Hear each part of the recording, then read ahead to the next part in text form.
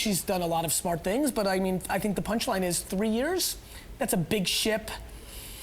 Yeah, I mean, it depends on how you look at it, but I would say that's enough time. In year 1, year 2, you're unwinding a lot of things. I think Wall Street-based companies have it a little bit different. The truth is you're playing in a game, this channel, you're playing in a game of 90-day terms. I mean, if I got to run Yahoo when Marissa took over and I had it off of Wall Street and had my life to run it, I would be doing a lot different behavior. And I think the pressure of what Wall Street wants hurts a lot of these CEOs to do short-term behavior.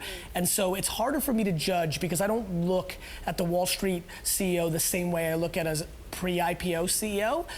But 3 years is a lot of time. Now, Verizon is proceeding with a bid. I mean, let me give you an example, and I apologize. In that 3 years, Marissa could have tried to buy Snapchat for $4 billion 24 months ago. That could have worked, possibly. Highly doubt that Evan Spiegel would have said yes.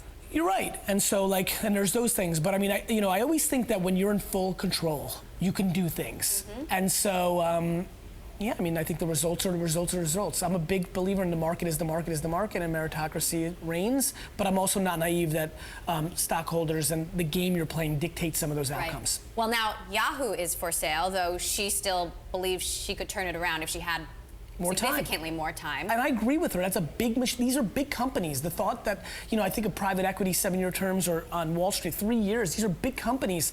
Like, it'd be nice that if they could have 10 years to prove it, but you don't.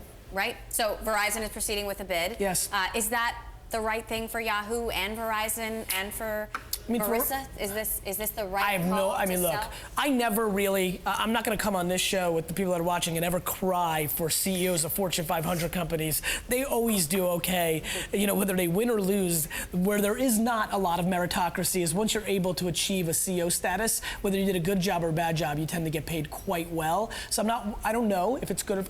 To me, I view Marissa from afar, and I don't know her, as pretty strong, actually. And so I think for her own operation wants and needs and ego and feelings, it might not be good because she probably wants to see it through.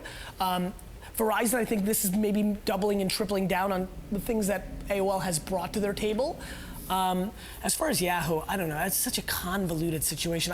You have to do this is where I would say Marissa maybe left something on the table, again, without knowing if she could or couldn't do this. When you need to break out, you can't go safe. You have to be aggressive. And Tumblr was a big play.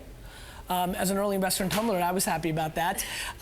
So those are the things you need. For Verizon, it feels right because I do think that some of the AOL content things within the pipes that they're trying to create have brought them value. And I do think the individual pieces of Yahoo potentially can be quite valuable. Was Tumblr really the right bet, though? I mean, Tumblr. No, Tumblr was the wrong bet. It was the right kind of bet. Tumblr ended up being the wrong bet because even at the time they did it, and this is probably why even I was a little disappointed because I thought there was more room to go. Tumblr missed their opportunity to go to mobile the way they needed to a year or two earlier. So I would say no, it wasn't the right bet but it was the right kind of bet.